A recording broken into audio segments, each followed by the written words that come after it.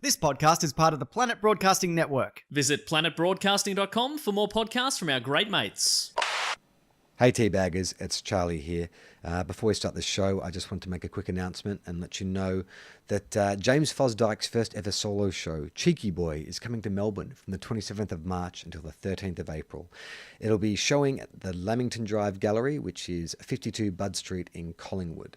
And I also wanted to announce that on the 5th of April, Wil and I will be doing a special one-off live show to celebrate the work of James Fosdike. Now, we won't be having it at Lamington Drive. We'll be having it at a venue around the corner called the Compound Interest. So Friday, the 5th of April at 2 p.m. at the Compound Interest, come see TOFOP live. Come see a comedy conversation between two old mates that somehow involves James Fosdike. As a thank you to our Patreon subscribers, you guys have been sent an early bird link. So you guys will have that for the first couple of days. And then on the 15th of March, we'll make that link available to everyone else on Twitter and Facebook.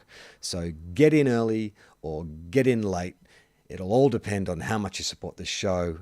Or if you know someone who has a Patreon link and they don't mind sending it to you, then that's completely fine as well. We won't hold it against you. We just want to make sure all those seats are filled. So that's a live TOFOP on Friday, the 5th of April at 2 p.m. at the Compound Interest, celebrating the work of James Fosdike. So if you're a Patreon subscriber, check your messages for an early bird link. If you're a regular listener, check Facebook and Twitter from the 15th of March, and you'll get a link there as well.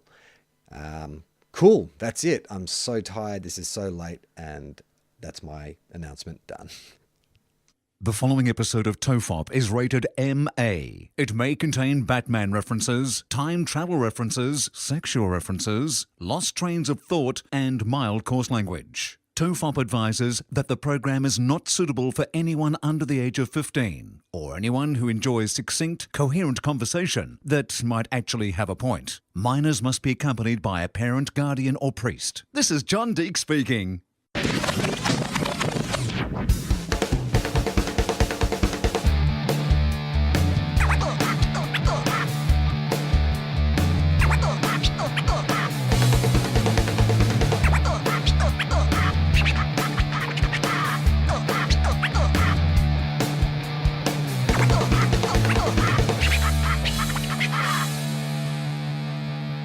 Everyone relax. This is TOFOP. I'm Charlie Clausen. I'm Wil Anderson. Wow, Charlie. Where are we? What is going on? We are in a studio, a professional studio? Well, it's a studio in a pub. Yeah. But it is professional. It's semi-professional, semi-pro. Yeah, look, I mean, let's be honest. Going into a professional radio studio might be a bit too much for this show. Yeah. We might have had an allergic reaction.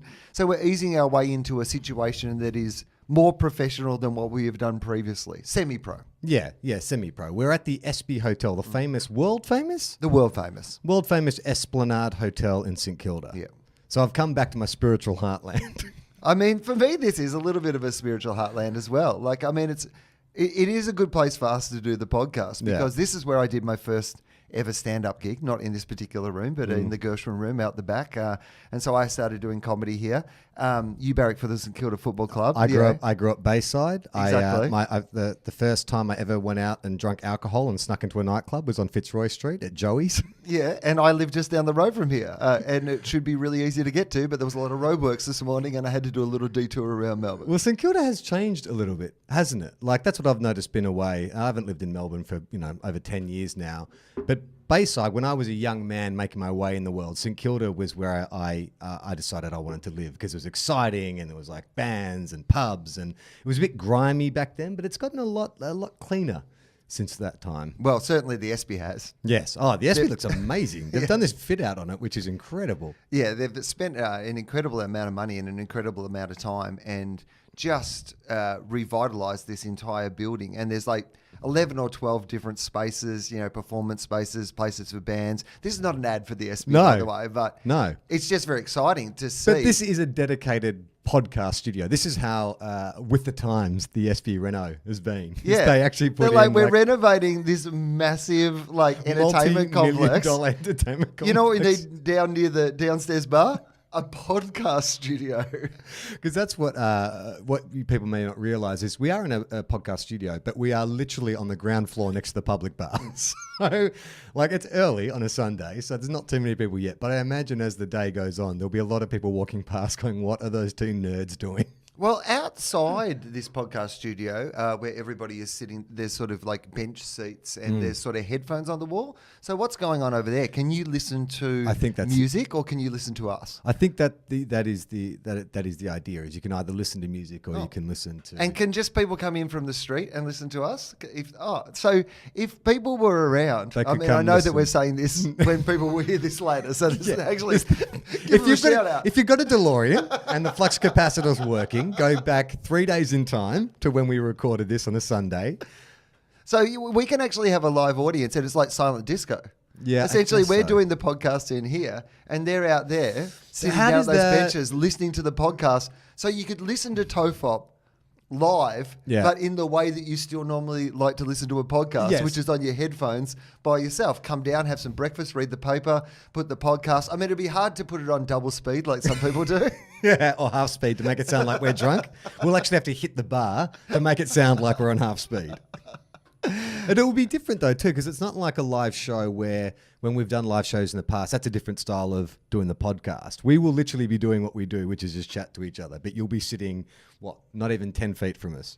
Yeah, well, that's the way. way. Encouraging people to do this? I'm not sure if we should. Well, I think it would be a cool idea eventually. Yeah. I mean, let's see how this goes. Let's see how this goes. But I mean, people are listening to it anyway. It doesn't really change I mean, I guess, it might put us off a little bit if, we're on a particular riff and then suddenly people are just standing outside the glass window with their thumbs down. Yeah, just taking their headphones off, throwing them on the ground.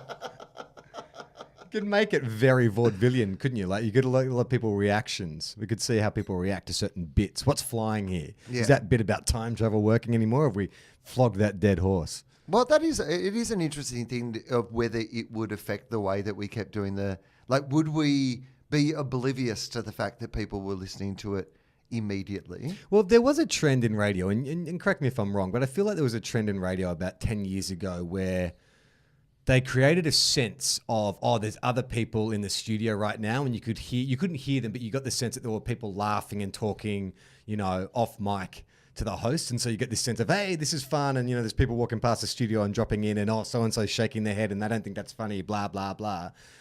Is that what we're sort of doing with this? Is like, hey, we're doing our TOFOP thing, but someone out there is shaking their head. They're not happy with that bit. Like we expand the world or expand the theatre of the mind for the listener at home? I mean, I don't mind that idea.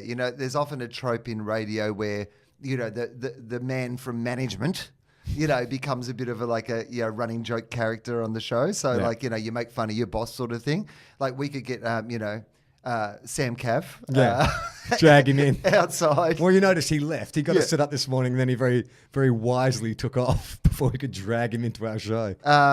You know what? I think it'd be interesting because there was that trend and Martin Malloy were very big on their kind of theory was they would leave the studio door open and you could sort of hear, the laughter from outside and it added to that vibe. Yeah.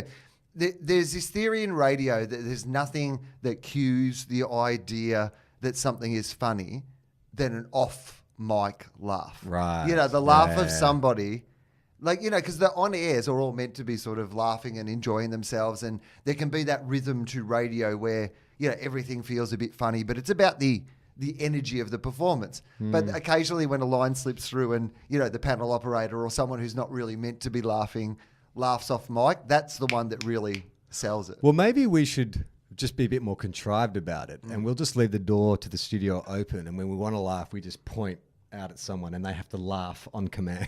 Right. I mean... does that work? I mean, it feels a little... A bit like if Kim Jong Un decided to do stand-up, you imagine that there'd be certain people in the audience who would tell his joke and then he would point to them and they'd be like, ha! That's a really good insight into the only upside I can see to being an evil dictator. You just never have a bad set. Well, you know when like Vladimir Putin plays those like ice hockey games and he always scores like 7 goals against the Russian national team, and you're like, man, he must be an amazing ice hockey player, or a terrifying dictator who's going to murder their families if they don't let him score. Like, you would never have a tough gig if you had the power of execution over your audience. Not only that, but like Putin has like pop songs written about him. There was a pop song that came out which the lyrics were essentially like, I'm in love with Vladimir Putin, or why can't all men be like Vladimir Putin? Like, imagine that. Like, Wil Anderson, the dictator, has his own radio show. And so not only are you getting like your staff to come in and laugh at every joke you make, but then you cut to a song. And it's a song about how why can't every man be like Wil Anderson? I mean, essentially, wasn't that what Kim Jong Il basically did in North Korea? Though, wasn't like didn't he tell like the Koreans that he'd like won like all these Olympic gold medals and like won Oscars? First hitting golf was a hole in one. Yeah. Or something so like that. So essentially, he just basically was that. Yeah. He was just like, I am the greatest at everything. Mike, a podcast Mike, and that was weird. I almost called him Michael, but we're doing this with podcast Mike in the studio. If you could you bring up some of Kim Jong Il's myths, some stuff about Kim Jong Il? What were his self-professed achievements? He wrote North Korea's first hip hop album, licensed to Kim Jong Il. Yeah, didn't he capture a unicorn or something like that? I have no active internet connection, so we'll see if that comes through. Okay, here we go. Got it on my phone. Podcast Mike. Kim Jong-un's father, Kim Jong-il, claimed he invented the hamburger. Okay, wait. We've got to stop down on that. That is... All right, that's already amazing. Like, just imagine somebody like walking down the street eating a hamburger and you go, yeah, I invented that. Enjoy that. Hamburger. Enjoy that hamburger that I invented. He called it, he said he called it the double bread with meat. I mean, isn't that amazing? Like, you're taking credit for inventing the hamburger and then give it a worse name. The most literal name. The double bread with meat. He had grand dreams that it would become the new national dish as he unsuccessfully introduced it to the nation's universities. Hey guys, I've just come up with this. I just brainwave last night. 2 slices of bread and some meat. I call it double bread meat. Are you talking about a hamburger, Kim Jong-il? Kill him. And I have this popular character, the double bread with meat burglar. The older Kim was also fond of claiming sawdust was full of nutrients. Oh. And to encouraging his citizens to chow down on the building byproducts in their irregular times of famine. Oh, God. That is... I mean, I guess in some ways, he's killing 2 birds with 1 stone. Well, he's killing more than 2. Well, he's killing about 500,000. Yeah, killing half the people who actually look to him for support and guidance. But yeah, we need to clean up this sawdust. Also, we need to feed these people. I've got an idea. I think this might be my best idea since the double bread with meat. This is so insane. Does part of you feel like this is just the CIA this is misinformation, to kind of like paint someone who's already a horrible dictator, paint him in even worse light? That seems insane to tell people to eat sawdust. Look, there could be a possibility that is true, but my understanding is that it was more to the fact that if you're the dictator of a place that has no other contact with the rest of the world, then you can say and do whatever it is that you please. And once you've lied about inventing the hamburger, then all bets are off. All bets are off. Yeah, nothing's off the table at that point. Well, this is something that you might identify with. Kim's official biography stated he never needed to use a toilet because his body was so well calibrated he didn't urinate or defecate. So that's something that you aspire to, right? You would love to have no waste products. I mean, Kim Jong Il. This is he might be my new spiritual guru. I need to know more about that. Like, how did he think that his body was so perfectly calibrated? What would you do that meant that you didn't need to pass any waste at all? I guess maybe his body was so finely tuned that he used every bit of nutrient. His body absorbed it, so there was no waste product. There was no byproduct. His body would use every part of whatever. Well, listen, when you're eating double bread and meat, like that's 100% nutrients. There is no waste product. Well, okay, so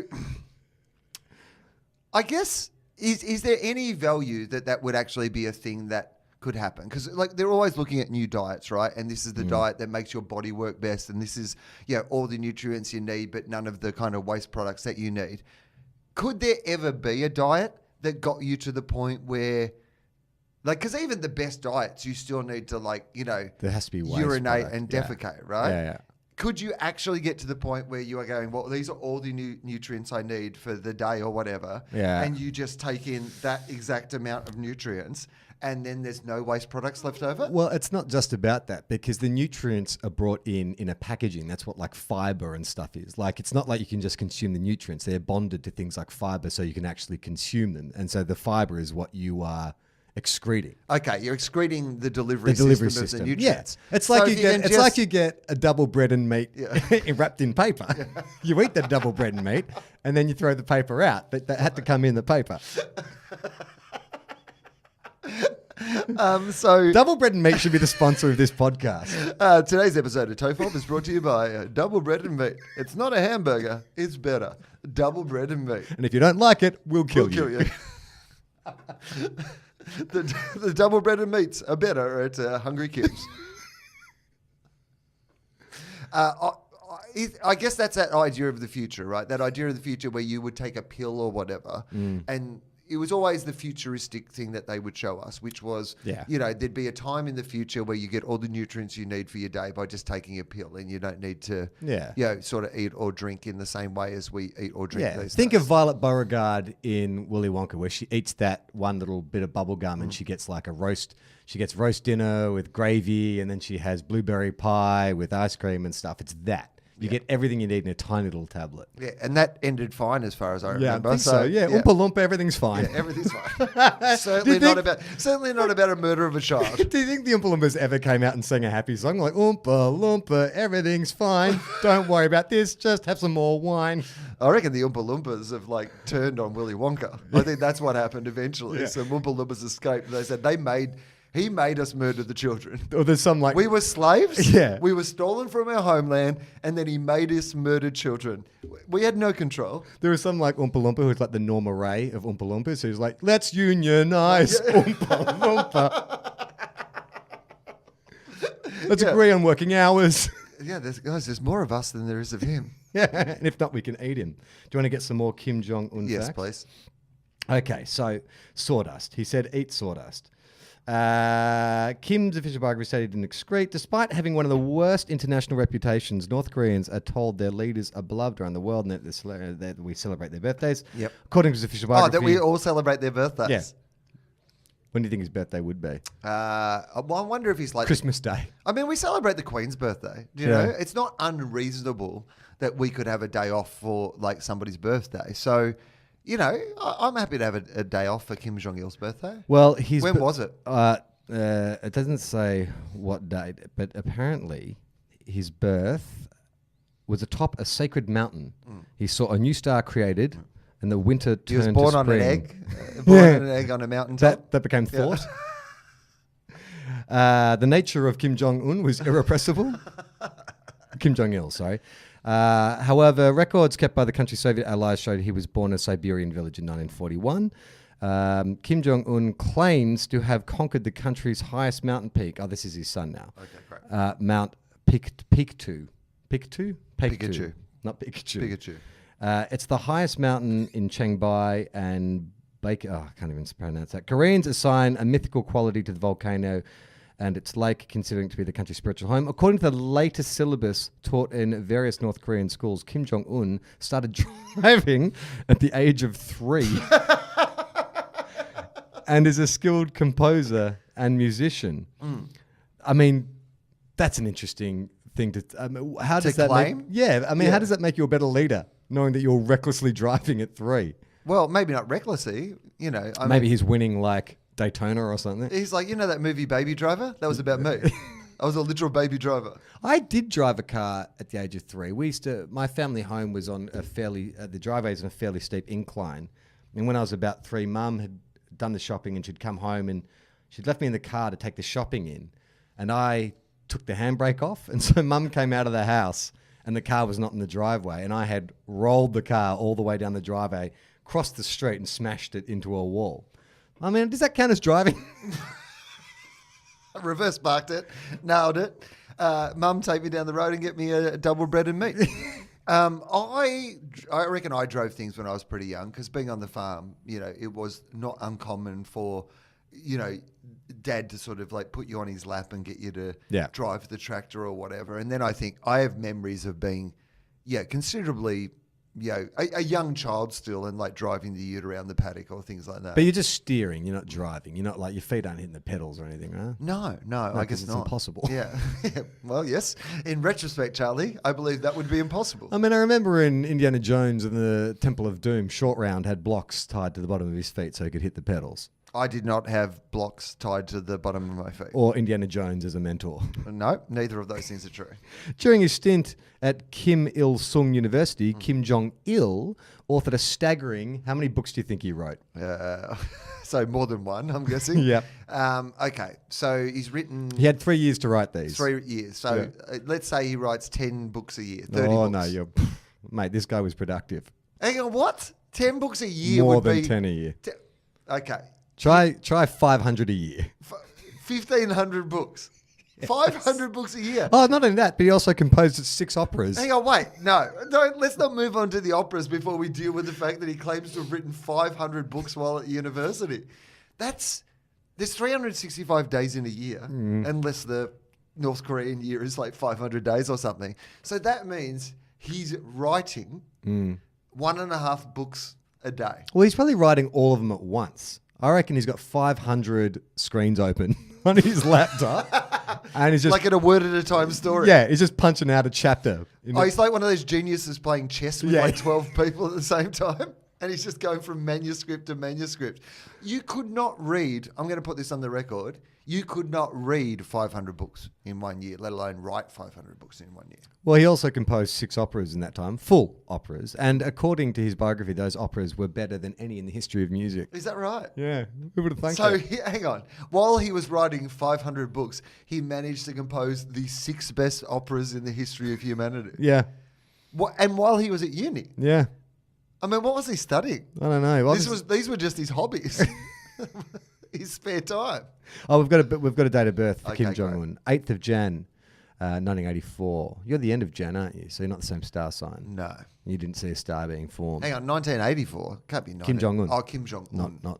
Not Il. Okay, so like I'm 10 years older than Kim Jong Un. And so it's Kim Jong Un who wrote the 500 books, is it? No, it's Kim Jong Il who wrote okay. the books, Yeah, the right. operas. So I mean, I thought there was some Olympics thing as well. I thought that he'd like. Do you think, right? Okay, so I understand that they are very sheltered, the people of North Korea, and they're not getting much contradictory information. But just logically, if you hear that, do you not think that is impossible? Do you believe it as an adult? Which That bit of someone, all of it, like if you've been raised from birth to think this believe that person this is- person is some divine glorious leader, this stuff is evidence of this divine glorious leader's superpower. I guess it's interesting though, but you were taught Santa Claus was real as a kid, and then at some point you go, that doesn't make any sense. Like even if you've been told that stuff as a child, don't you just get older and you're working in some horrendous like government-run factory or whatever? Wouldn't you just start going, I don't know, man. I've experienced real life. What if you were living in a country, though, where anytime somebody had a conversation about whether Santa might be real or not, that person was taken out the back and murdered? Yeah, right. Don't you think people would hold on to the idea of Santa for a little while longer? If, say, for example, they had a fat powerhead who was making a list of whether they'd been naughty or nice. Listening into their conversations. Yeah, the night before Christmas, you have to leave out a double bread and meat. Yeah. The night before Christmas and all through the house, not a creature was stirring because they'd all been murdered by their authoritarian government. So you don't think that, I mean, I understand there's like conditioning and brainwashing stuff, but you don't think that just just the nature of understanding how hard life is for you, that it would be impossible to think that this other guy had been so blessed. But isn't that the story throughout humanity of how they've managed to subjugate, serfs and working class people and whatever? There is some form of that mythology that operates right across our system, right? Yeah. Like there's more poor people than... We live in a world now where whatever it is, there's a bunch of figures around, but let's just say the top 100 wealthiest people in the world probably have about as much stuff as half of the rest of the world, right? So that in itself is that same disparity. And that in itself is based on a series of myths around this idea that somehow Jeff Bezos is this genius and deserves to have all the money while, starving families don't deserve to have any of it. We have our own versions of those myths. So if you're in this bubble where your entire success relies on the idea that people are getting this message and you're cut off from the rest of the world and you're not getting these messages in. So we stop believing in Santa Claus because we get to a point where we get enough information from the outside world for us to go, oh, hang on, Santa Claus isn't real. But if you're living in a place where you're never getting outside information that Santa Claus isn't real, is there a chance that you would just keep believing in Santa Claus?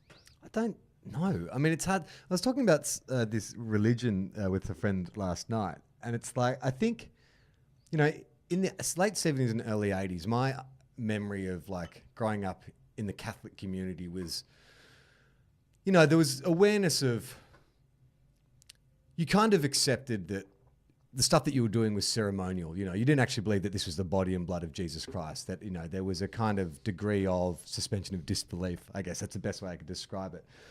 But there was also this idea of, there's power structures within the church and there's hierarchy and stuff. And I think that what I've noticed happen over my lifetime, everyone that I know who was raised Catholic I don't really know that many practicing Catholics anymore, because the advent of information plus what's come out about the Catholic Church has just made it like an untenable Has there been some bad position. news about the Catholic Church? Yeah, believe it or not, Will.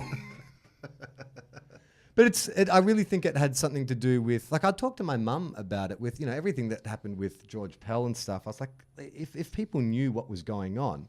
And I remember her saying that, there's a bunch of dads in my parish who did suspect something was going on with one of the local priests and went to confront Cardinal Pell, or Bishop Pell he was at that time. And he just told them to keep their noses out of it, and that, if they thought of suing the church, that the church has very deep pockets and that they could be excommunicated and make life very hard for them. And church has some deep pockets, and those pockets have holes in them, so they're convenient to stick things through, if you know what I'm saying. But there was this kind of idea that, back in the day, the priest was almost like the unimpeachable figurehead of your community. And, I'm not sort of pointing the finger at blaming any of those parents. I think there was just that element of, this is a person we go to for counsel. This is the person that is in charge. God's representative on earth. Exactly. Yeah. And if you start pulling at those threads, then everything is going to fall apart. But if you use that as an example, right? It is the sunshine, whatever they say, sunshine's the best disinfectant. It is the sunshine of the worldview that has finally happened. But you look at countries like Ireland, where it took so long to overturn the abortion laws because of the deep belief there in the church. And it's been a worldwide thing as this has come out more and more. And that's in the Western world. That's in the world where we have access to all this information and we have access to, it's taken that long. So if you're in a country where you've been cut off from all that access, I'm sure there's dissidents and stuff who have received, once you receive information from the outside world, then you're in trouble. And this is why these dictators have tried to keep themselves closed off from the outside world, because they're like, oh my God, if people start watching TV from South Korea, they're going to realize I didn't write 500 books in 1 year. Well, so like China, right? They limit internet access for their citizens, don't they? Yeah, absolutely they do, yes. So how does that work, though, if you're a Chinese national and you travel overseas? Do you just get to your hotel and you log on and you're like, holy shit. I had no idea. Because surely people travel for work all the time from China. So when they get to other countries, are they still monitored? Those Huey phones, are they just tracking devices? Yes. Right. I think would be part of it. Yeah, absolutely. I think and also I think it's you have to be a certain style of person, be checked out by the government to a certain degree to be able to leave China and, do these things. I also think, I know that they're very careful about money that's why those big gambling islands like Macau and things like that, there's certain amounts of cash limits that the Chinese can take out or take back into China. So like that's why they're great at buying luxury goods. They have some big win and then they'll go and buy a $10,000 watch rather than the amount of cash that they can carry and these sort of things. But I'm not really across it enough to... Well, it just seems... I just would have thought that the internet was so all-pervasive, like that surely that can't last forever where they keep shutting things down. Like surely there's hackers and people finding like ways around firewalls or whatever blocks the government are putting on stuff. Yeah, but the Chinese government are so incredibly powerful. I mean, they're the most powerful government in the world at the moment, and they have, billions of people, and they have, an amazing control of their people, and they've, spent a lot of the last sort of 20 years buying up everything and financially controlling a whole bunch of different areas and countries. So I'm not actually sure that anybody has the might and power these days to be able to do anything about what the Chinese are doing. I'm talking about from within China. Well, China are normally pretty good with protesting. Revolutionaries. Yeah, I know they take that really well. They're very open-minded about dissidents in China, from what I've seen. Every kind of like Star Trek or like sci-fi fiction will always sort of posit the idea of, is it better to live in a controlled society in which like you want for nothing and there's no crime and there's no upset, or do you want complete freedom and chaos? Well, I think we've got good examples of both at the moment, and what we've done with our complete freedom, which has become chaos, has been a good example for the opposite, I think it has been. I think it's been really positive for the Chinese, in regard to that their way of running things, which is so foreign to us. And to me seems, it just goes against, so many things that I believe in. But our example of the opposite at the moment is a hot mess. It's really hard to argue for what we've been doing. Yeah, exactly. Like in the old days, it used to be like, come on, China, you need free access to capitalism and the internet and everything that we have. And then you kind of look at... Let the market decide. Yeah, and then you look at what the market has decided in our world and you think... Actually, maybe the market was the wrong way to go as well. How do you?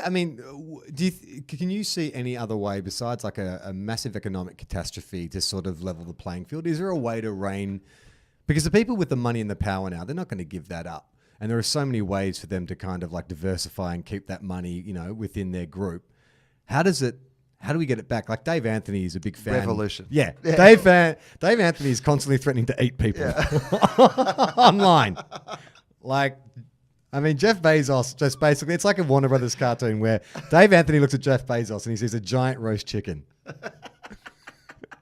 I feel like David started biting his fingernails just so he can get used to the taste of human flesh for when he starts eating rich people. Rich people will taste delicious. I've always said this. If we're going to eat the rich first, they're going to be, they're like Wagyu humans. Marbled, lovely marbling. Exactly. A lot of fatty foods. They've been well raised, I think that we are at that point in our world at the moment where the disparity in wealth is so incredibly out of whack that I don't know how it gets redressed. Like other than the collapse of the entire financial system, but it's unfeasible now. Like that, that I think Bezos has, more money, like 1% of his fortune, like is the same as the GDP of like a whole bunch of countries, like that he could buy a house for every homeless person in America. He could solve starvation in the world for a decade just out of his own personal wealth. Like that is just something's beeping.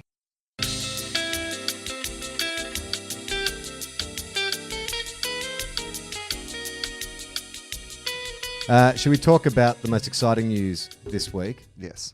Russell Crowe. Wow. Now it'll actually be two, when people are hearing this, it'll actually be 2 weeks. So something even better might have happened by now. Let's hope. But to fill people in, so we did an episode called One Heart at a Time, where the conversation was about Twitter making you like some celebrities more and dislike some celebrities more. And Russell Crowe was one we agreed that Twitter has made us like him more. I've been thinking about this a lot since, because we hadn't, much like every conversation on this podcast, we hadn't thought about it before we started talking about it. And I was with the events of this week, which we'll get to. It made me think a lot about what I really thought about Russell Crowe. You know, I've been spending a lot of time really. You got Incrowespective? I was trying to I think so often in life the way that we look at our history. What have you lost? I've lost my water bottle, but keep going. The way that we look at our history is through our modern day eyes, and it can be quite revisionist. Yep. So you can look back and go, this is what we were thinking at the time, but it isn't necessarily what we were thinking at the time. When we came up with the name of the podcast, 30 Odd Footer Pod, TOFOP, it was, yes, we were just looking for something that was a bit nonsensical, because the podcast wasn't about anything in particular. Yeah. I think I have an exercise book at home that is filled with all our suggested names for the show. I think we had 30 names. For instance, one of the ones I remember was I wanted to call it It's a Swan. Which, if you think TOFOP is an obscure reference, I wanted to name the podcast after a lyric by the Hilltop Hoods that always made you and I laugh, which is they talk about doing origami. Yeah. And I suffer, what is that? It's a swan! And you said you like it, but maybe a bit too obscure. Might date. Yeah. Might date a little. So we went with a play on Russell Crowe's band, 30 Odd Foot of Grunts. And is it Grunts or Grunt? I mean, you'd think that we should know it. Podcast Mike, can you find that information 30 for odd us? foot of grunt, maybe. 30 foot of grunt or grunts. Thanks. I think it was 30 odd foot of grunt, maybe. So 30 odd foot of grunt, and then they had changed their name later to The Ordinary Fear of God, which was also TOFOG, right? And to me, that just was always... Grunts, plural. Yeah, okay. So 30 odd foot of grunts, and then, you can't have 30 odd foot of grunt, can you? Well, I always thought it was 30 odd foot of grunt as in your engine's got grunt. You know, get your 30 odd foot. How much horsepower? I don't know, mate, but I've got 30 odd foot of grunt. How much grunts this thing got? About 30 odd foot, which actually doesn't seem like a lot of grunts. But I know nothing about cars. So if you told me it has 200 horsepower or 30 odd foot of grunt, I'm like, yeah, all right, sounds good. Yeah, this is like us idiots, our modern day idiots, just opening up the bonnet and going, I think it's the carburetor, mate. I think it's down on grunts. It's the carbonara, mate. The carbonara is clearly clogged. You got a carbonara problem there, mate. It's only got about 10 odd foot of grunts. That's what your problem is here. You've got to clean the bacon out of your pipes. So I imagine we must have at some stage on this podcast talked about what 30 odd foot of grunts actually means, but I can't remember. So if Podcast Mike could look that up, and if we could actually find some explanation of what 30 odd foot of grunts actually means. I mean, it seems bizarre if we've done 230 episodes and we have not once talked about the inspiration for the name of this show. Well, because I believe there is a meaning behind it. I believe that 30 odd foot of grunts means something. It's some reference to the staging or the I don't know, something musical. I don't really know. But anyway, back then Russell Crowe was a bit of a slightly ridiculous figure. Even though he was this Academy Award winning actor, he was also, famous for throwing his phone took himself at people. Very seriously. It seemed that he took himself very, very seriously, and his music seemed to be the great example of a star's, vanity side project. Even though, we knew that he was a rustler rock in his early days in New Zealand, and then he, had his 30 odd foot of grunts, and so it seemed funny. He was, in fact, in some ways, he was a Kim Jong Il style character. All right, okay, hang on. Not that he was murdering people. Or he invented bready snacks. Well, it just seemed like that he was the sort of person who might come out and he'd be doing an interview on Letterman, and Letterman would be like, so you ate a lot of hamburgers for this? And he'd be like, well, actually in New Zealand I invented the hamburger. I called it the Jandal burger.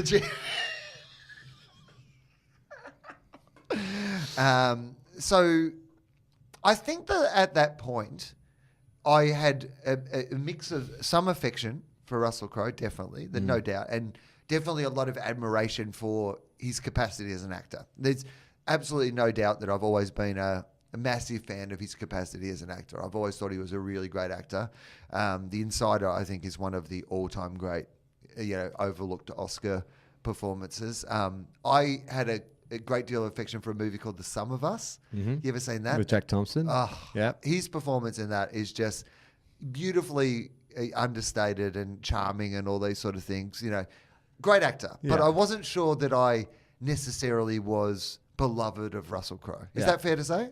Yeah. What are you talking about me or? No, that's what I'm saying. I don't know what you feel about Russell Crowe. What do you think you thought about Russell? I actually, here's a bit of trivia.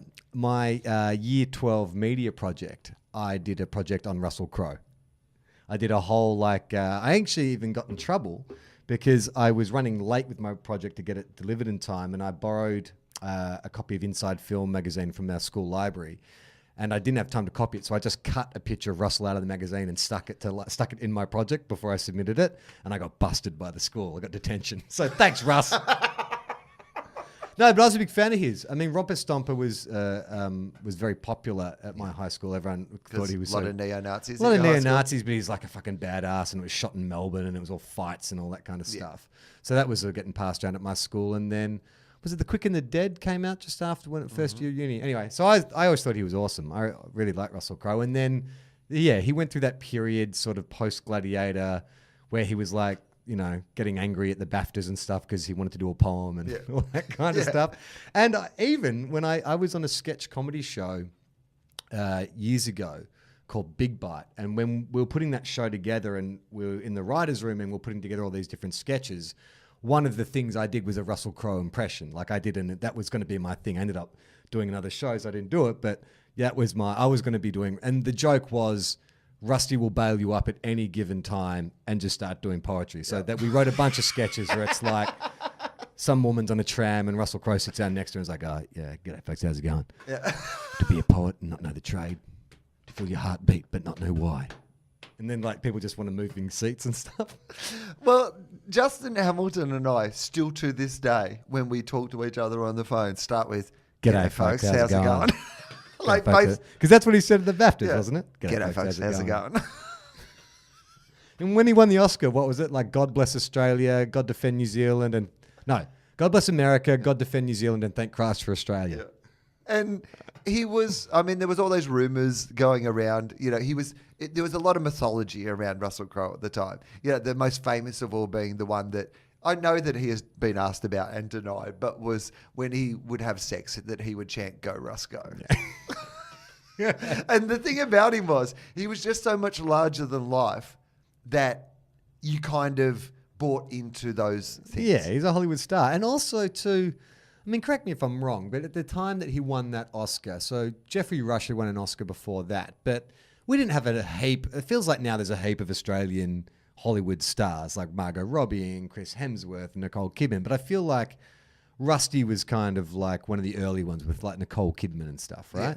And he was, I think, genuinely a super actor. That was the thing. Yeah, he was a star. He wasn't just a famous, good-looking guy. Yeah. And a super actor. The new Brando. Yeah. And I think he leaned into that a little bit as well. And look, I think perhaps the fact that, he is all those things as well led to this sort of larger than life perspective. And maybe he was also being like that, at the time. That may well have been what he was thinking.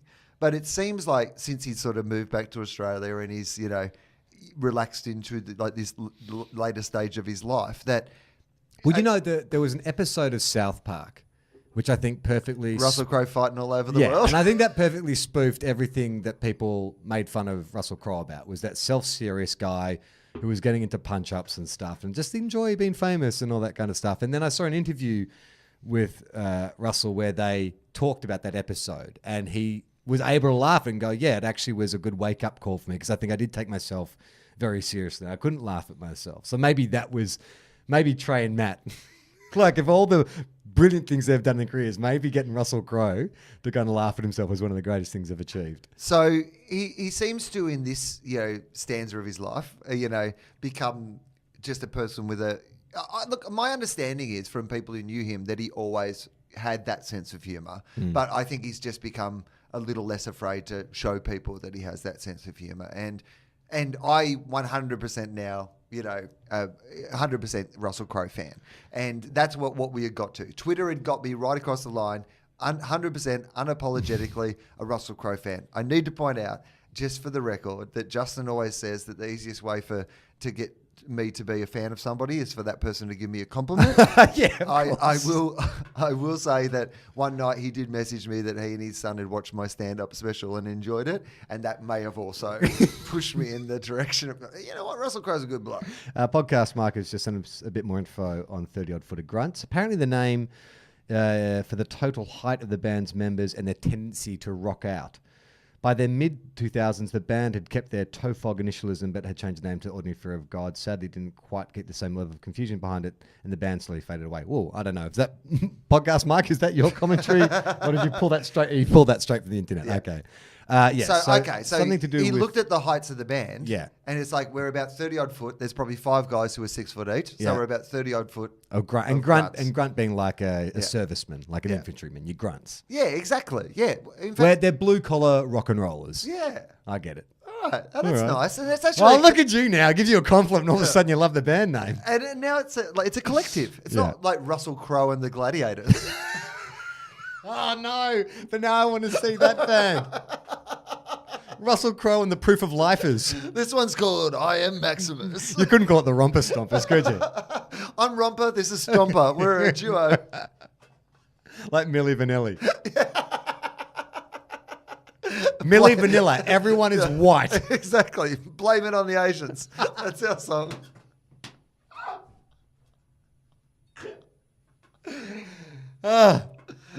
All right, which brings us to the events of a couple of weeks So ago. let's just go over this. So there's a tweet about his performance in Robin Hood. That's what it was, right? We had a conversation. Yes. Oh, yeah. So there was a tweet that I saw in which someone had tweeted, because Russell likes to retweet a compliment every now and then, and someone had said, hey, saw you in Robin Hood, and it's the greatest portrayal of Robin Hood, put on film, which is kind of hilarious because most people, when they think of Robin Hood, think of Errol Flynn. That's the most famous, or even the cartoon Fox, that Disney cartoon. Very few people, I imagine, think of middle-aged Russell Crowe as Robin Hood. But he retweeted it with the saying, one heart at a time. Yes. Which we said we loved because he's either being serious about it, which is hilarious for its own reason, or he's being ironic, which also shows he has a great sense of humour.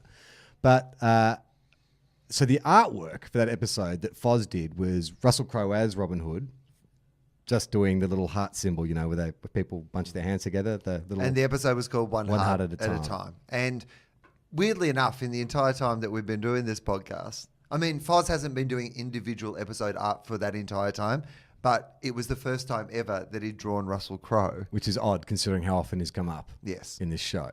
And the other thing is that we need to mention at this point, we've often had conversations around the idea of whether Russell knows this podcast exists. Yeah, and you've interviewed him on your radio show, right? Yes. He's been in your studio and it's never come up. And he's messaged you to say he likes your show. So it's never been mentioned, but surely you've got to know because the names are so close to each other. Then it would catch your eye, if you just see it referenced. And he strikes me as the kind of guy who probably occasionally Googles TOFOP. Yeah. I mean, not on a Ricky Gervais level where he just Googles his own name to see if anyone's saying anything mean about him. But yes, surely it's at least been mentioned to him. It's come across his table. He's got to have some awareness. But we've never, until what happened this week, had a really direct connection between the two.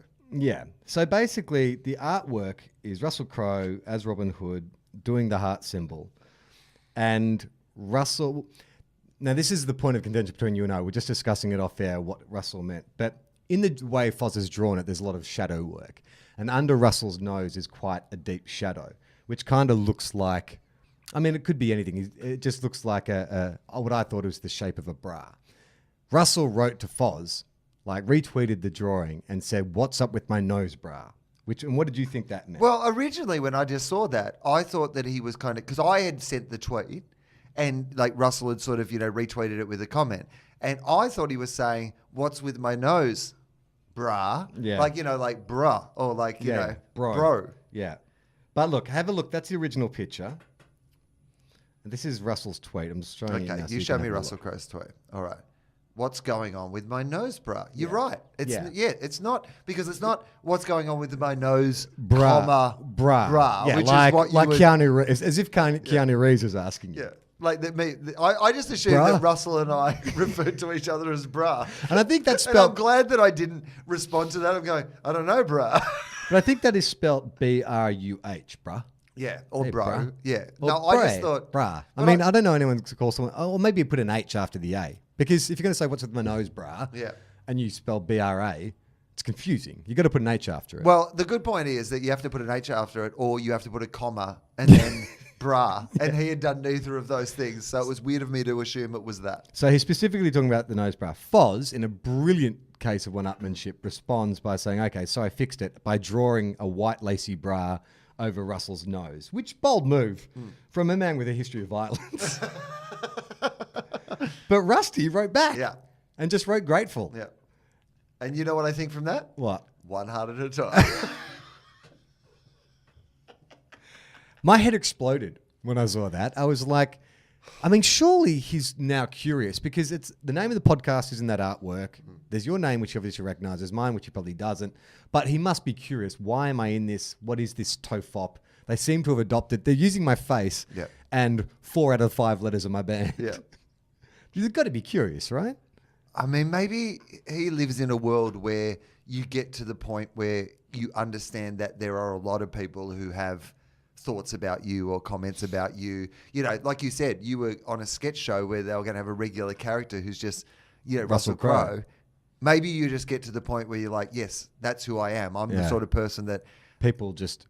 Well, here's the thing. And I'm cool with it. Because you know if it was Trump and we were Saturday Night Live, he'd be live tweeting every episode as it comes out. And the other thing about Russell Crowe is if he wanted to, because when I saw that originally, I was like, oh, shit, I never thought about that. Hope he's cool about it because he's got a legion of followers who I'm sure that if he wanted to turn them against us, he could do that. Flame these wankers. Exactly. He could dox us. Well, there were 500 odd replies to his original tweet, and not one of them mentioned us. And I read pretty much most of them. There were like 500 replies, and they were all along the lines of like, ha ha ha, nose bra, you're so funny, Russ. Like, his star power is so luminescent that even though the artwork was by Foz about our podcast and our names are written there, everyone blew past that. It was like Russell came up with the joke. That's how famous he is. Everyone who replied was like, you're so funny, Russ. How did you think of that? It's like, well, actually, Foz was the one who kind of one-upped it. Yeah. But he's a bigger star. Well, and see, that explains what's going on in North Korea. Yeah, right. Like, you know, if the star power of the charismatic leader is so much that the acolytes underneath are like, yes, all-powerful one. Yeah. You know, we only listen to you. We've blocked out the other stuff. Oh, man. Speaking of blocking out some stuff, do you want to get some letters? Yeah, let's do some letters. I'll do some Patreon. And also, are we still filming? Is that camera still on? Because I laughed so loud at that last thing. I threw back my head and smashed it against the wall. So if I die of a concussion, I want you to at least have that bit of viral content on the GoPro to be able to put out afterwards. We definitely have that. Okay, this might take a second. Okay. Oh, shit, I got to connect to the internet. Just, why don't you vamp for a bit while I connect? Well, I'm just going to say this about the Russell Crowe thing. Mm-hmm. It was a really cool moment because I've always thought about this podcast wouldn't exist to a certain degree without Russell Crowe. And it's certainly become, while the podcast isn't about anything in particular, one of the consistent themes throughout the entire time has been Russell Crowe. And in some ways, I think we should also be incredibly grateful that Russell Crowe hasn't been involved in some sort of terrible scandal that's meant that we've had to... Oh my God, like a Cosby sweater type situation. Right, well, because that's the thing with the Hilltop Hoods. When they had that song, Cosby Sweater, and then literally the Cosby allegations came out months later. Now, I went to, people still seem to enjoy that at the Eminem concert. Like they still do that Cosby was their Sweater. encore. But yeah, the circumstance could have made it more awkward for us. But also, it's one of those things where I never wanted to push it. I never wanted to go, let's get Russell on, or let's get, because I didn't want him to. What I would love, wouldn't it be great if the big revelation is he's been listening the whole time? Amazing. And he's a fan. And he's bought merch. Yeah, but he's never said anything about it. Well, it's a bit like the Doug Anthony All-Stars, isn't it? Like, that name was good for so many reasons, but it's never like they needed Doug Anthony to come out. They didn't need a Doug Anthony endorsement. That was part of the joke, is it's such an obscure kind of reference. And that's sort of the area we were sort of playing in. Yeah, but when I would like do interviews and stuff, like when I do other podcasts in the US and they would always ask about the name of the podcast, they'd always want to ask Break about it Russell down. Crowe. Right. And so you'd end up talking about Russell Crowe a lot. And so I feel like Russell has been, an enormous part of this podcast. So now Who's been our third host? Yeah, after all these years, the idea that like he's at least bumped into it. So what's weirder at that point? Going and having a listen, or is it just what would you do? Like, say for example, that you're on the internet and then suddenly, this bit of art comes up of like, one of your characters or whatever that you've, played on a TV show. Like somebody's done a whole like podcast about Zach from Home and Away, right? And so it's a picture of you, like, and it references something that Zach had said on Home and Away. Yeah. Would you go and listen to that podcast? Yes. I'd be curious to know if I'm a feature of the podcast. What if they had a podcast called Back in Zach and it's only about Zach from Home and Away? They go through every episode of Home and Away you were in, but only feature your story. I'm sure that podcast, that sounds like the kind of podcast that probably exists. Like, we're going to watch the same episode of Home and Away every day for a year. I would be, if it's about my character, if it's about me, I'd be more curious to listen to it. But I don't really know if it's just about the work I've done. I'm probably not that interested. What about if it was like... well, how about this? So we can both comment. If it was a podcast about TOFOP. Right. If there was a podcast that was a play on, like, it's called Everyone Relax, the TOFOP podcast, where they discuss tangentially TOFOP. Right. We're an influence, but we're not necessarily, it's not like they break down every episode. Would you listen to that? It would depend on whether I'd be less interested in them breaking down the episode, but if I like the hosts, I guess I would. So we're relying on Russell finding us appealing scallywags. What if Russell Crowe and one of his friends did a podcast that was like a talking TOFOP called Everyone Relax, where he went through episodes of TOFOP and he reviewed them with his friends? That'd be amazing. And then you get like a different guest each week. Russell's connected. That's true. So you get like Tom Cruise in one week. This week, Russell Crowe and Tom Cruise talk about TOFOP. He actually gets Kathy Bates on for the Kathy Bates episode. How? Like, that must be a way to leverage. He's got plenty of money. This podcast has no money. This is like, this is the Chopper Reed speech. I got no money. But like, surely Russell retweeting us, like, or doing a little bit of a TOFOP shout out. Does that get us listeners, you think? Oh, okay. So that's a very good point. There may be people who are listening for the very first time. So let's say Russell isn't listening. Yeah. But there may have been people who have been listening for the very first time based on the fact that Russell retweeted the artwork twice. There might be fans of Russell Crowe's who are like, I'm curious enough to go. Is this a podcast about my favourite actor, Russell Crowe? Looks like it. He's in the artwork. And the name is pretty similar to his band, so I assume... And then they tune in for a dissection of Fire Festival 6 weeks after the documentary came out. Yeah. What the fuck is this? I'm waiting through a lot of stuff about North Korea before they get to the Russell Crowe content this week. Yeah, I don't know if it would be... You wouldn't necessarily recommend it to a Russell Crowe fan based on the name.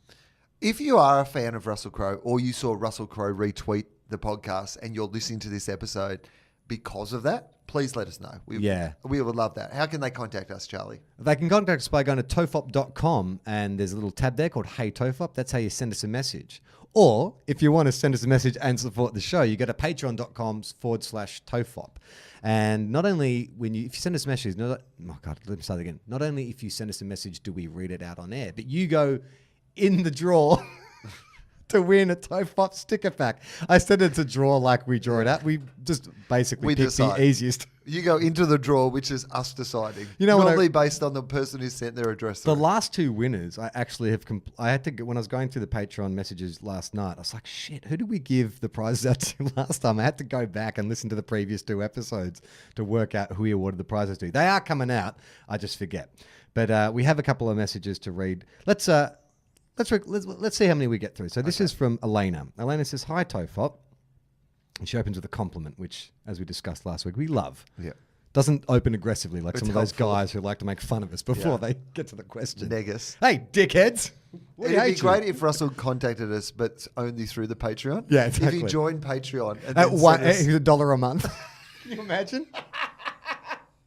Like he could literally buy and own our podcast and turn it into the Russell Crowe newsletter for years. or TOFOP presented by TOFOG. Like it'd be great. With a house band. It'd be great if TOFOG. What if we did a TOFOP tour? What? Yes. So- we had a band. Like a live TOFOP show. support TOFOP. Or who's I mean, supporting who? that'd be the greatest ever live show. Or does TOFOP open for if TOFOP? we had Russell Crowe as our guest on our podcast, but also his band as our house band. That'd be amazing. 30-odd foot of tour. TOFOP. I mean, it costs a lot to take us all. TOFO? 30-odd foot of entertainment? Look, we'll work on a name with Russell. He can have at least 50-50 input on that. Elena writes in, hi TOFOP. Love the show. Always listen to the new eps above all other podcasts, of which there are so many these days, and you are still my favourite. Oh, you're getting There is a lot too, though. How many podcasts do you reckon there are in the world? I reckon there's 2 podcasts per person on the planet. So what's that? 12 billion? I mean, you have 2 on your own. I have 2. Yeah. So, well, 3. One that's in the archive. So 3 podcasts. You've got 3. So, I mean, you and I alone account for half of them. I wonder if there is Kevin any, Smith has about 400. if there's any stats on that. Podcast Mike, can you Google and see if we know how many podcasts there are in the world? Let's do it closest to the pin. How many do you reckon there actually are in the world? how can... I don't know if you can even know, but like on iTunes or whatever, they'd be able to collate them. So let's just say Percentage podcasts of that are- population. I'm going to have to go off percentage of population. Yeah. So I'm going to say there are... I'll say 5 million podcasts. 5 million? Yeah. Do you think there's that many? Yeah, I think so. I would say there's less than 1 million podcasts, which is still a lot of podcasts. I mean, how... So I'm glad that this person, who was it? Elena. Elena, listens to ours first anyway. We are the most popular out of all 12 billion podcasts. Now, she says we've been talking lately. Now, this is, I think we got this on the, 20th of Feb. This is okay. You've been talking lately about the sticker book. I thought I'd mention the website Sticker Mule, where you can get custom stickers made. I've heard good things about them, and they have free shipping to Australia. It sounds turning into an ad Sounds for like an Sticker ad Mule. for Sticker Mule. I haven't used them personally. I'm sure the demand will continue past 50 pages. Oh, that's the other thing I should mention. So when I had these stickers made up, I asked them to do limited edition 1 in 50, and I got them to put the little, /50 so I could fill in. And I've sent out about 6, but I've been forgetting to write what the number number. they are. But then I counted how many I've got left over, and I got 51 left over. So I think they gave me extras.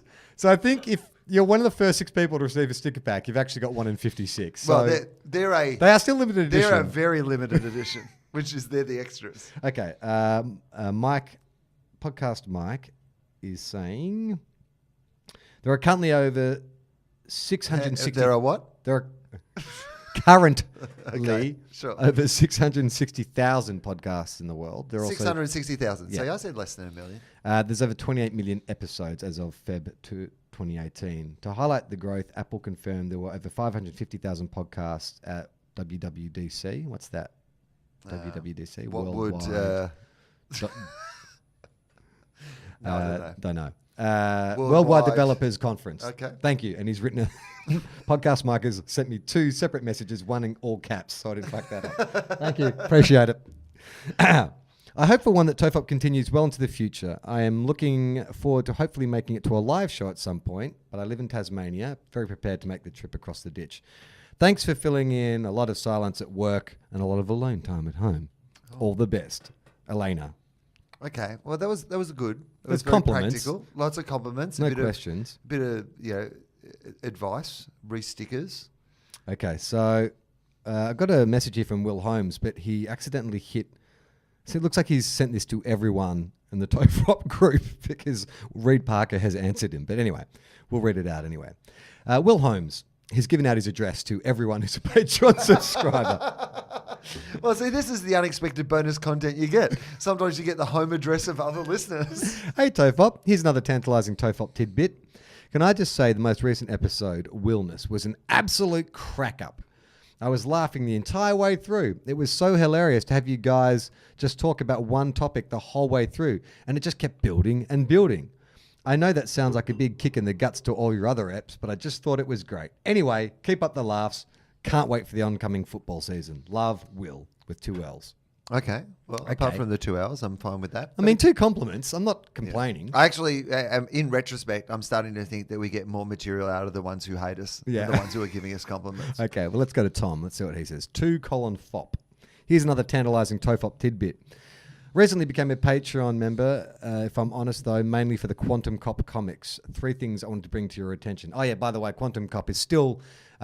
the latest episode we've written is an epic. It's taking Foz a little bit longer to get done, but he's sent us the art for the first half. You've seen it. I've seen it. It's fucking awesome. It's amazing. But we're not going to release it till we have the whole thing. And he has we should mention an exhibition coming up during the Melbourne International Comedy Festival in Melbourne. And so at the moment, he's also doing a fair amount of work around getting everything ready for the exhibition. So we will post all the details on that. But if you're in Melbourne, it's during the first couple of weeks of the comedy festival, basically. And, a whole bunch of his art that he's done for various comedy shows, and obviously a lot of TOFOP stuff and, stuff from my shows and stuff like that as well. So I've said stuff a lot because I don't know the exact details, but we should give all the details. We are going to do, a pod from the gallery. Is that right? Yeah. Well, we haven't Something quite like nailed near it all the gallery. But yeah, as part of his exhibition, we are going to do a little TOFOP episode. TOFOP gets arty. And there'll only be a very limited amount of seats for that, but we will be doing that during the festival, and we will give you all the details when we have all the exact details. Okay.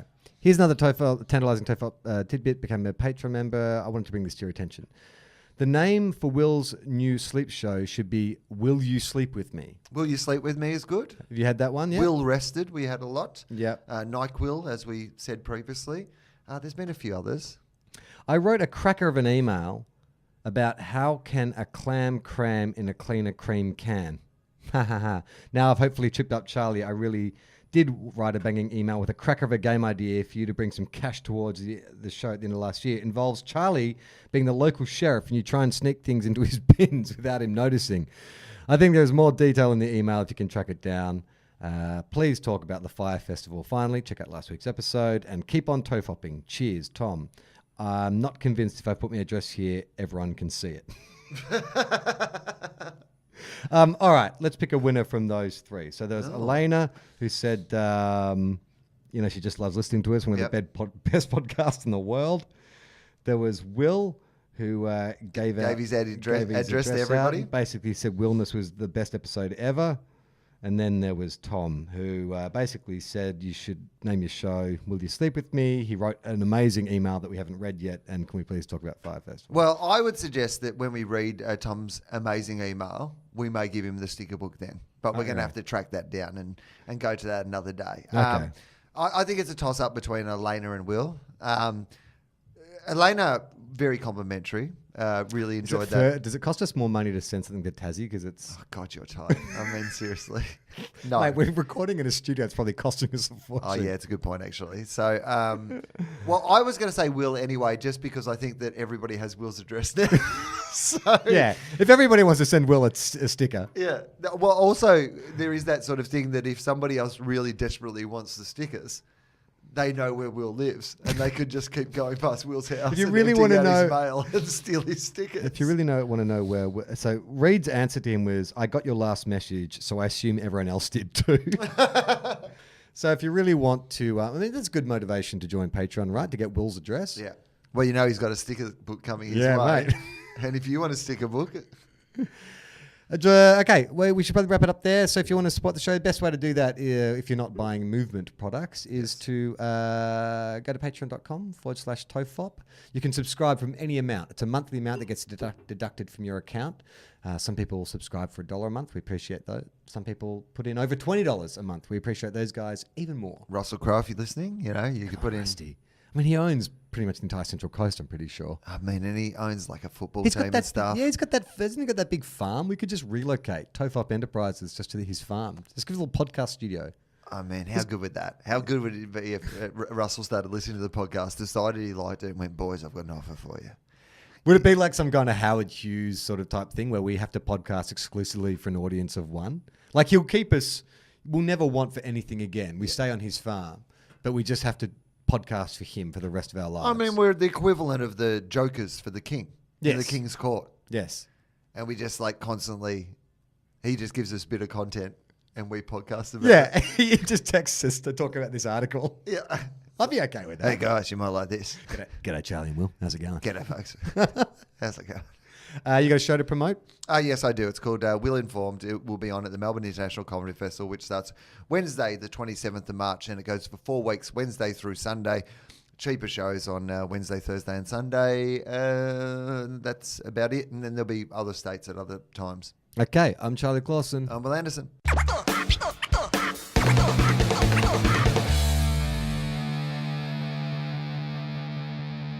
This podcast is part of the Planet Broadcasting Network. Visit planetbroadcasting.com for more podcasts from our great mates. I mean, if you want. It's up to you.